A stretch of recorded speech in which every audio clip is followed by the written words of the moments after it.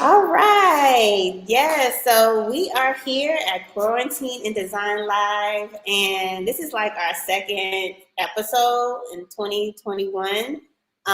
We did like a whole bunch of episodes last year because we was just sitting in the house. But now that we're outside and doing things, I'm just trying to bring some special people on to talk about their lives, art, and see where everybody can connect. So I'm here with Eugene, and I love that we were connected through me going through social media and popping up on one of his projects that he did in New York. And was a really amazing mural that you did in collaborations with some amazing people.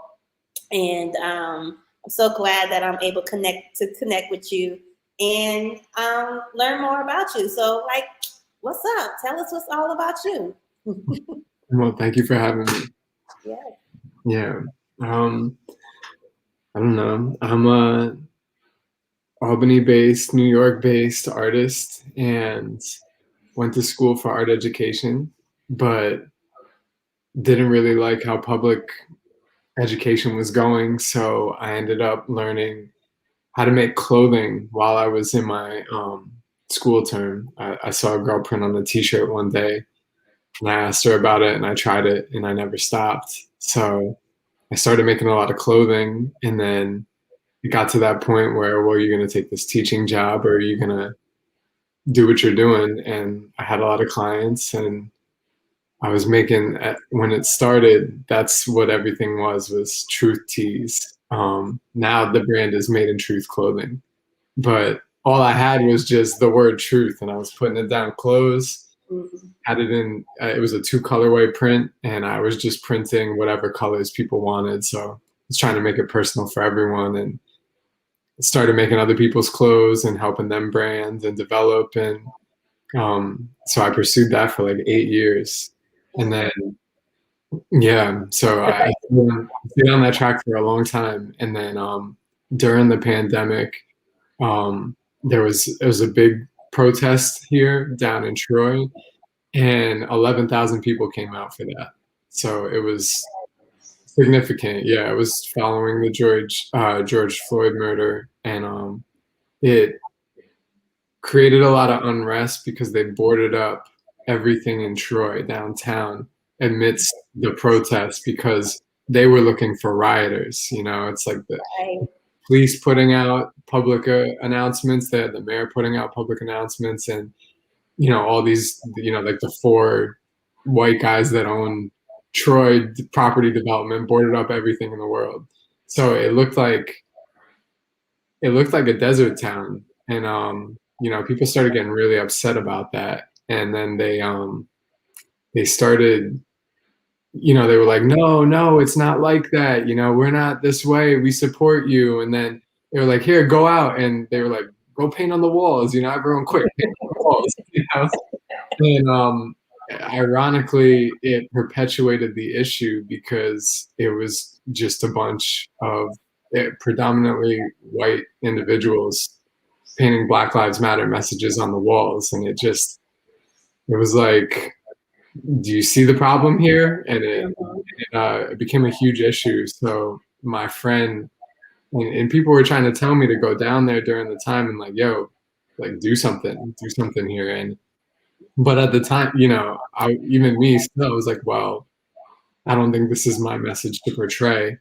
And I was still doing a lot of clothing for the protest movements and other organizations and whatnot. So I was way too busy. And then one of my good friends, Jade Warwick, who's an amazing artist here, she Trash Kid Art, that's her handle. And she got so upset. She was like, I'm gonna start an initiative for a mural program here. And instead of doing it for adults, we're going to do this specifically to amplify Black and Brown youth voices. So she kind of brought me in. I did some curriculum development, and then I realized we were just like a match made in heaven. Just the way we think, the way we felt about how to use art as a healing tool and how to allow people to express themselves, voice issues that were just being silenced at the time heavily. And yeah, we wanted to bring that to the youth to be able to give them an opportunity to be a part of this conversation where they're just kind of told what to do. They don't even have school anymore. They're sitting at home. You know, there was like riots happening downtown with the police stations, and it just it was a little bit of a chaos. So it's interesting that from that, you know, mess up on their part, it actually birthed this really amazing art program that we have now, Amplified Voices. And yeah, we did our fourth installment recently with the new, you know, the Albany Public Library System, and we did one recently with the Honest Way Food Co-op, which is a really big community-based, you know, health grocery store around the area. And they yeah, we've been doing a lot with the kids lately, and that was amazing. Dang, that sounds so like it is amazing because like you've done so much in such a little time when you saw a negative and now it's turned into a positive. And I think that's what we've all learned from COVID in 2020 of making sure that um, our oppressors hear our voices loudly and then make a change. And we're like pressing on it hard for them to understand that you can't do certain things, you can't say certain things to us anymore. We're really a totally different generation that they are probably used to. And we are, at least we are open to have conversations about what needs to happen and letting them know what we want to do and how, and we're letting them also, letting them know, well, this is how you're supposed to do it. We're not taking any like requests or anything like anymore. We're kind of like, well, this is what it is. This is how we're going to do it. Okay, yes. Okay, yes. So it's been. I think everybody has, especially in the creative field, has really did a good job at, you know, building a bridge with them and everybody else to kind of like let them be more aware and to also continue those things. This is not something that is like a wave that just is going to happen. We are going to really kind of push the envelope going forward, and then I'll also try to transition that into the next generation, so they won't have to deal with it too much like we have been. But so tell me, like you said, 8 years. That's a lot. That's a long time just to be focused on that. So where do you want to go? You've already did 3 projects already. What other things that you want to do, like going by the end of the year, going into 2022? By the end of the year, well, I'd say that I didn't really expect to be so heavily, you know, thrown back into education and art so much.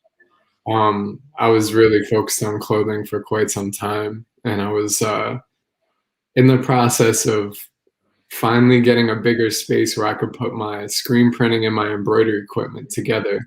And I never had that before, you know, working in separate rooms.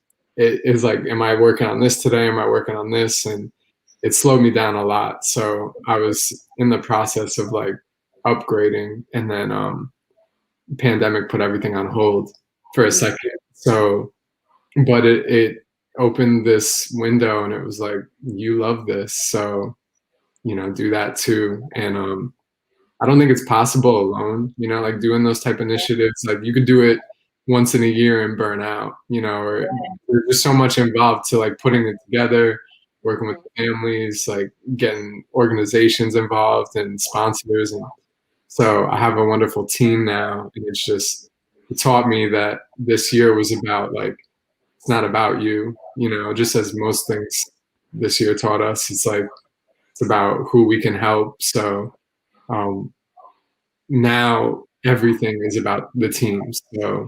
working my clothing business, it's about teaching people and it's about training people to work like me and not being Mhm. afraid that people are just trying to learn how I do it and then keep it moving. Like actually finding the right boundaries, the right individuals to bring onto my team and build that up, just as I have with art and education recently. So Yeah, I totally get it. I think that we're all in a transition phase now, and I've an been ascension working on phase, that. Huh? an ascension phase. Yes, yes, yes. Because it's hard. It's hard being an entrepreneur, and it's hard to like 2020. I was okay. I was like, okay, we're at the house. Okay, what do I need to do to keep comfy art in front of the world? And because I have a digital marketing background, that was an easy transition for me to kind of just switch everything on digital and create content, which was amazing. But then it was exhausting. I was tired. I didn't get much sleep in 2020 just to like make sure that people knew that I was there. But then I kind of, right now, I'm kind of like burnt a little bit out because of last year and this just trying to find a balance in doing what I love. Of course, like helping people with their craft, and then also building a company and expanding and getting the space and all of that stuff. So, like, how do you balance all those things as an entrepreneur? Hmm. Do I balance them? I don't know. Be honest. Like sometimes I'm just like I'm not gonna do anything. Like a month ago, I was in a fog. Like I didn't do anything like that whole month. Like I couldn't get myself creatively to do anything. And now it's just like, okay, I'm back in my groove. Like I can do something creative. I can create different things now. But it was just, I wasn't in the mood to do anything. And I think it was just more like, let me just step back. Let me just observe what I'm doing. Let me look at what I've accomplished. Let me just see what I've done in the past 6 months and just be in that space and recognize that you've done the work. You can take some time Hmm. to yourself and not be upset with it. You know what I mean? So like how do you do that on your end? Well, I'm glad you had that moment for yourself. Thank you. That's important. Um, I'm not the best at it. My father is a very what are you doing work type mentality, and it's been very much ingrained in me. Um, Mhm. so like I just finished a mural in Schenectady, New York, and it was the biggest thing I've ever done. It was like 50 feet tall, basically. And No. so learning how to tackle the fear of heights as well as finishing a Did you very, know that you was oh, I afraid of was heights? very much present with the fear of heights. Yeah. And and then you got this contract and you got to do it. And Right. needless to say, I'm not afraid of heights anymore. Because once you get in the zone on that art, it was something. So to go back to your question though, the last maybe like backtrack like 5 days ago, I did I had to go from one art program right into the mural, and I did 25 days straight of doubles. The only day off was my birthday. So it was intense. It was like, of course it's my birthday month, but it was the most challenging month of the year by far. And just having to do the art program and then leave immediately and go to the shop and finish 2 jobs for clients in clothing, because there's a lot of makers events that were coming up, and it's like their brand is my brand, so I had to make sure I wasn't falling short on those expectations, and it totally wiped me. So once I finished this mural, I took like 3 or 4 days off, and I actually slept for the recommended amount of time. And honestly, the last few days, it felt like I just got out the pool. Everything is here, and I'm okay. And I started focusing on my breathing. I went to yoga for the first time in 2 months yesterday. Wow.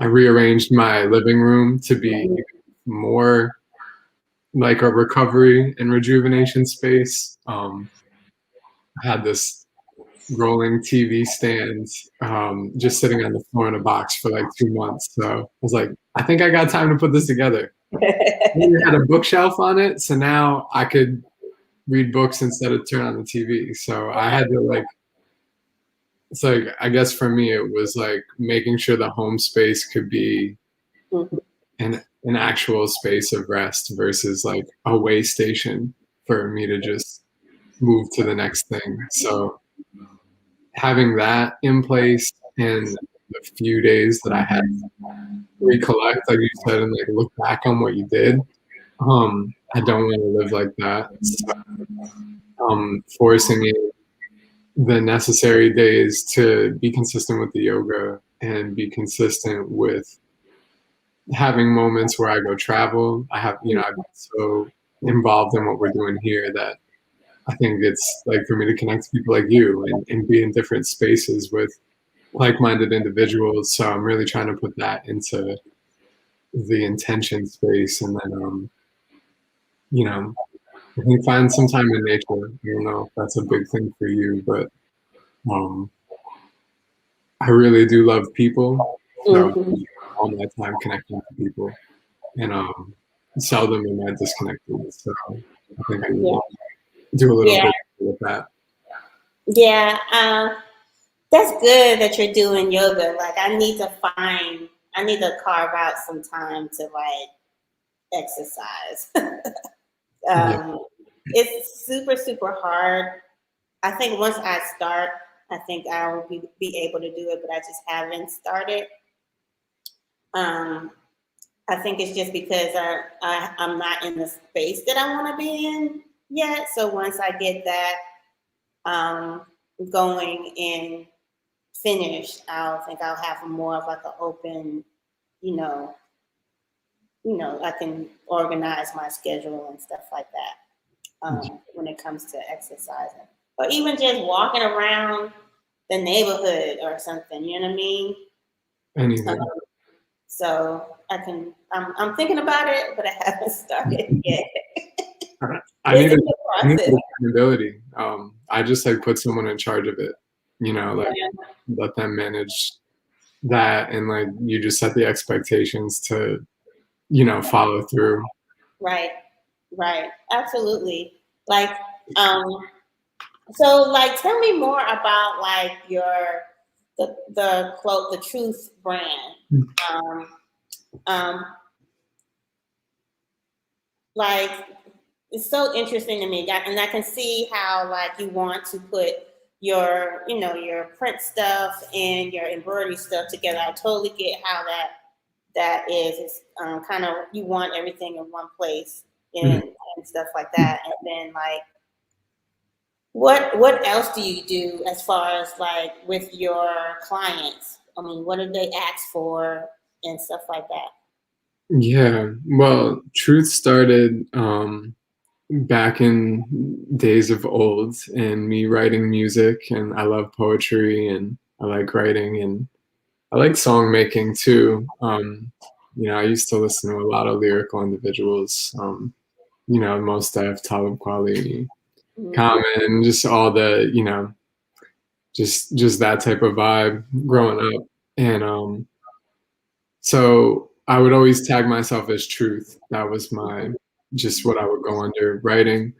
And then as I went through college, I was always at open mics and always doing anything like that. And then when I was making art, I was hiding the word truth in all of the art pieces. So all my friends were always searching for it. And that always kind of became a theme. And so when it came time to do something for clothing, it was like, well, what are you going to put on this if you're going to print something? And Mhm. it ended up being truth and going that way. So as it evolved, Made in Truth clothing became this very like identity based, self development, self inspiring, inspiring others type brand where um, just this introspective look at life and yourself and how we show up in authenticity and just the energy we can create as individuals. One of my original logos was like the barcode,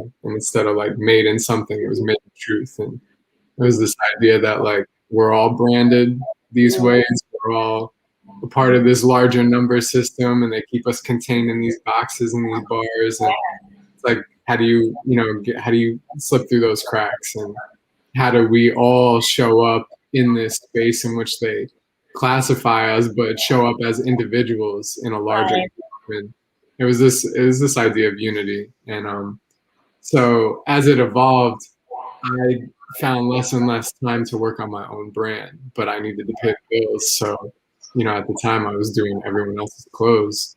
And what I realized is I was offering way more than I was, asking for, in the Yeah. sense it was like I was not only making the clothes, but I wasn't like just that person in a shop that, prints it and it's one and done. It's like Mhm. getting it from an actual artist. So I'm advising them on color schemes. I'm saying what would look better. Like I did all their whole brand consultation, Right. it was just like thinking of how they could market it, ways they could say this and this. And that was just for a long time, that was just all complimentary, and so Yeah, and as an artist, you kind of want to do that. You don't want it to be messed up. So you're gonna be you're like me when it comes to like when I do digital marketing and they're like, okay, I want to just do social, but I'm just like, but you can't. You gotta do digital marketing. And you gotta do graphic design. Oh no, like Instagram just switched to videos. We gotta do videos now. Like like I'm just like, we're not just gonna do just one thing. I've also have to, and then with the artists, like when I first did the program Design and Muse with the artists, um, creating their artwork and putting it on our products. Like the first time I did it, I didn't even charge them anything. It was just like a share profit thing. So I Mhm. was doing Facebook ads. I was writing articles on them. I was doing video content on the artists. Like I was doing pop up shops and all of that for the artists. I was doing everything. They didn't have to pay for anything. They just had to make their work, and that's it. And I did everything else. And it's just like, oh, okay, so you have to go back into that mindset like you are giving value. Where else are they getting this from? They're not getting this anywhere else. You know what I mean? They're not Yeah, doing all of this. Not even the biggest art firm. They're not doing that. They're just trying to sell their original art and keep it moving. They're not, teaching them anything else other than that. So yeah. like I totally understand about like giving your all to one thing, but then looking back at yourself and being like, yo, you need to pay the bills also. It's tough too when you get like people that don't realize they're getting a deal and then they take it for granted or they're not as grateful. And then, that those are the experiences where you're like, okay, well, this hurt. I took that way too personally. They Yeah. didn't do what they should have done, and I spent all this time. So now it just kind of makes me work with a very select, like I haven't even done marketing. It's like people know through other people, like I'm the person for this, and you don't come to me unless you're ready for A, B, and C. And Yeah. so, so I'm ready to market again. Maybe we'll have to talk about that. Yeah. But it's for a while I've been like a little best kept secret while I've been balancing between this art and education stuff. Yeah. I'm glad I got to know you, honey, because we're gonna have to talk about it. Yeah, we will. I think Real. Because it it's so funny. Like I was talking to I was talking to one of my I was on a meeting with Target. I'm in the Target program where they help small businesses with different avenues of their company or whatever.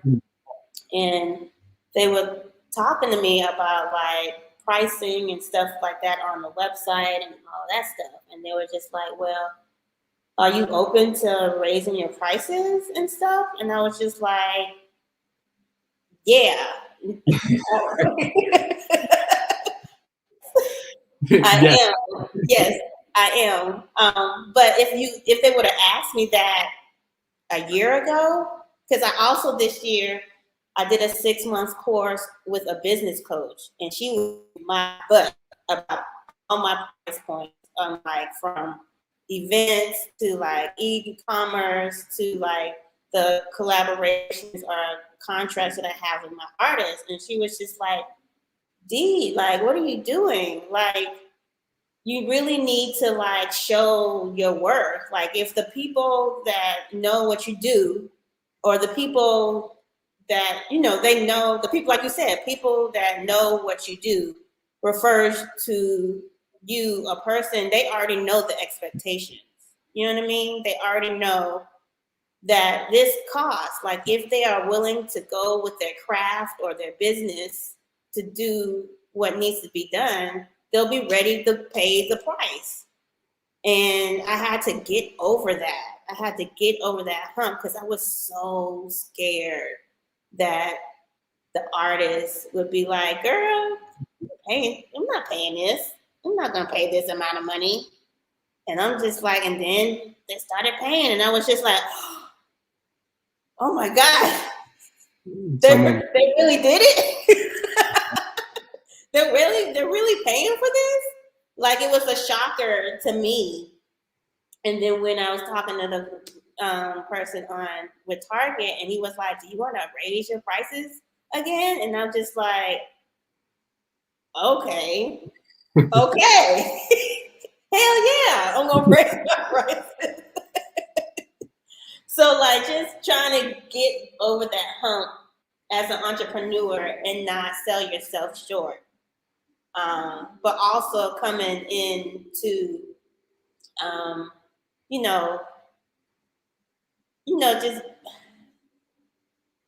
I guess it's just I guess it's with me, it's just more of like a confidence type thing. I've been doing it a long time, obviously. You know what I mean? I've been doing the work for other companies, obviously, for a long time. So I know what I'm doing on that part. But then it's also like, okay, a switch. Okay, now you got to implement it and show the people that you want to be part of your community and to help them and show them that you can also do the same for them.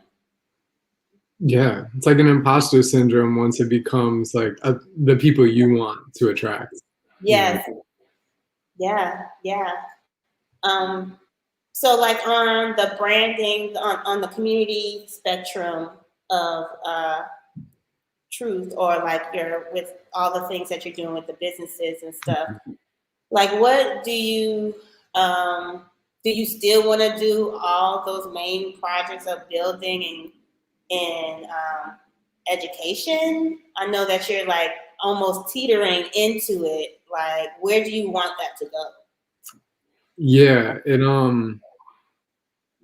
after like these last recent installments, I've had my team come up and really say like, that was just the way I teach. it's just as effortless as if I'm doing the other work. Um, Mm-hmm. I didn't miss a step with it at all.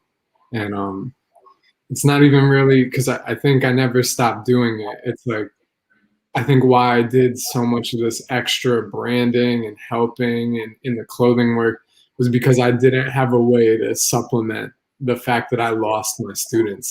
So I Yeah. kind of just started giving that to the people I was serving in the clothing. And maybe at the beginning I didn't realize I was doing that. And then it was like, you're actually doing more than just printing. You're like Mm-hmm. a brand development company. So I started to be more aware of that than that became the case. But um, yeah, so I guess I never stopped doing it. It's like I was always teaching someone, I was always Yeah. helping someone, and now it's just I sometimes I help them paint. That's the only difference. Right. It's like they learn a little bit about painting, but all of it falls under truth anyway. It's like Mm-hmm. I work with a lot of really outstanding community members here, the ones that like they do get highlighted in the papers, they do get noticed in the stories, but then like there's a ton that people just don't know, and like you'd only know if like you were engaged in community as well, or you were Right. actually there, or you went to the event, or so I think one of my greatest strengths is probably connecting people to other people. So Mm.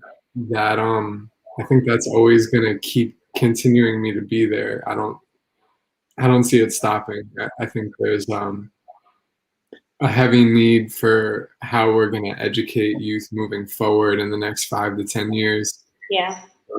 A lot of it is experience based, and a lot of it is like without traditional education being involved. Like maybe they get us the students. Mm-hmm.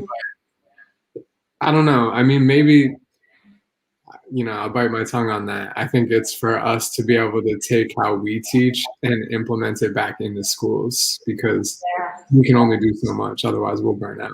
So Yeah.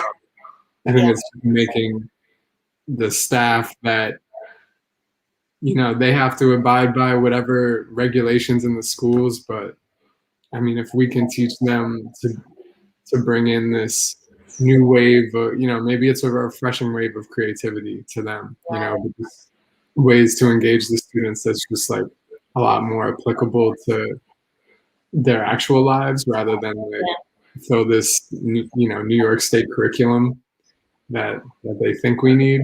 So Yeah. I just think teaching, that's that's everywhere. yeah, it's for real. Yeah. More socio-emotional development is what Yeah. I to assist in. Yeah. Yeah. That is real true. The emotional part, especially the young kids. I have a daughter, and she's 7 now, Okay. and Under my age, she's asking a lot of yeah, questions. But a lot of questions. Girl, get out my face. I'm like, and she is a handful, but I did see the difference in COVID when we had to be at home and do school or virtual and all of that stuff. And then like the social aspect and the mental aspect was very, very needed.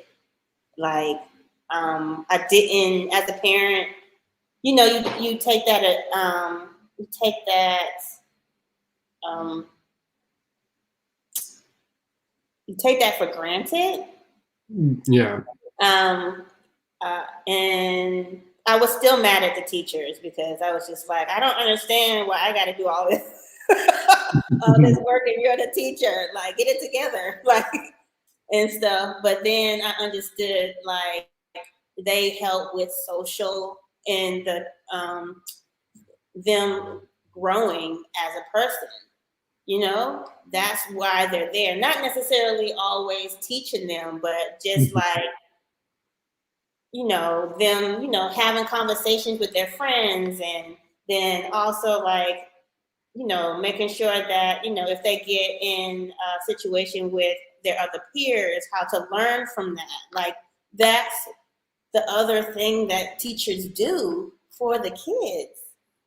And I saw the difference because now she's in school and like her behavior is like so much better than it was when around COVID, because she was just so like wind up and just like, what am I gonna do? You're not talking to me, mom, and all of that stuff. So like I see where like it's really up to us to kind of like go into like the board stuff and be like, hey, this other, you know, you don't always just have to like cram in and focus on testing. There's other ways of helping the kids learn about certain things. And art has always been one of those things that helps, I've seen, helps kids to kind of like see and transition into new things. It's like a gateway. It is. I mean, it's a gateway to say, I'm comfortable with who I am right now, or I'm going to be less uncomfortable about the things I don't know about myself yet. Mm-hmm. I think there's a huge, like you said, there's this push for testing, but then the other side of it is that they don't really have anyone to. I mean, obviously you're gonna go home and you're gonna ask them how their day was or what they Mm-hmm. learned, but like, how often are we like, hey, who did you talk to today, or this or that? Like these other like micro experiences that are like developmentally, it's like super substantial for them. I don't think there's like a platform in which, It's not. it's like they don't want to say, it's like a parent, child thing anyway. It's like they don't really want to talk about that anyway, but they'll talk about it with the teacher aide. They'll talk about it with maybe the guidance counselor. Like a Mm-hmm. secondary teacher sometimes, and losing all of those staff at schools too is just like that changed the game. It changed the game. Absolutely. Because now, like, my daughter, she, like, this week she came and she was like, yeah, two of my girlfriends, they want me only to be their friends. Like they don't want me to be both of their friends and stuff. And I was just like, well, not all girlfriends or friends like each other. You know what I mean? Like I gave her an example of like, I have this friend and this friend, but they're not friends, but I'm still friends with them. And then it's just like, well, maybe you should just tell them, I'll be both of your friends, and you don't have to be friends, but I want to be both of you guys friends. So don't fight over me or whatever. So she told me that the next day, somebody, mommy, I told them what you told me to say and whatever, but they're still mad. So I can't deal with it. Can you just come up to the school and talk to them, please? And I'm just like, okay. It's just so crazy how like you say, their circle is just so like they're growing and they're learning how to work with one another. And um, because we have this, I do ask her, so how's your friends and how's school? Do you like your teacher? Like I constantly have these dialogues with her so I can know how she's feeling emotionally. And not all parents do that. But it's just a check-in to what's going on because I want to catch when something is wrong. I want to catch if I need to go talk to a teacher and be like, yo, like, you're not, I'm going to get an email about this. Like, you need to tell me what's going on. Yeah. COVID has kind of hurt that because you're not able to get to them like you used to. You're not able to like just walk into school and be like, yo, I need to have like a teacher's conference or whatever. Like it's a little bit more difficult. Not really, but there's some guidelines now. You gotta like hurdle over. It's like, yeah, there's a barrier of accountability for them to even have to engage. And then it's like, you think about them being digital, the students, and it's like, if I was digital during that time, I would have been a terrible student. It's like they don't really take into account different learning styles. Like right. schools will do that in person, provide students with the the additional resources they need, but like I don't know, when you're home and like, I mean, that's what the bigger school systems want anyway. They're like, we want to Right. pay these teachers less. We're going to make the parents do the teaching now. And Right. that's where that's going. If they could, that would be If they their could. that would Yeah. be their favorite thing to do in New York State. But Ooh, I hope not, because it was rough. yeah, And then she was in dual immersion. So she's doing Spanish and English. So like the translation, the transition and the translation of learning Spanish at that young age, because they learn from other Spanish speaking kids when they're doing stuff. that's dope. You know what I mean? So it's kind of it was really difficult because I don't speak Spanish. So when she's at school, she's able to interact with the Spanish speaking. They help each other out there. So yeah, enough about that. We don't know went on a tangent about schools. We are going to help through art. Period. Boom. Exactly. I mean, that's so that in a long and short of it, that's why I felt like I couldn't not do it. It was like, I was talking to my family and I was like, they're like, you really got to focus on this clothing, and I'm like you could do this later once you're good. And I'm like, this won't be here later. Like this happened in a small window and it got open, and now the city's. I mean, we did all these things, and now the city's a little more accepting of public art. Like it's trending for them Right. now. Like it looks. So like you play that game with capitalism, and people want to look good and say like they're supporting community efforts and all this shit, but we know what we're doing and we know how we're affecting people, and if that's our foot in the door, then we're gonna get that foot in there. It's not gonna leave, and we're gonna open the back door. We're gonna get all these people through. Right. We're gonna be like, come on, I'm in. Yeah. So we just felt kind of obligated to continue with it. It didn't exist here and now it does. So that felt like somewhat of a magic. Yeah. Yeah. Absolutely. Well, I like to close that because that was perfect. That's exactly what we all want. We want to reach back and pull somebody in, and I think that's what community is all about. So tell everybody where they can find you, what website they can go to connect. Yeah, currently websites are in construction, but if you want to follow me on Instagram, my art page is Mixing the Medicine. My clothing page is Made in Truth Clothing, MADEINTRUTH. So Made in Truth Clothing. And sometimes you'll see posts. I'm always in the stories though. So just for a little bit. I think I'm ready to do a little bit more marketing and be a lot more consistently showing. But yeah, Mixing the Medicine and Made in Truth Clothing. All right. Thank you, love. Thank you so much for having me. I appreciate it. Thank you.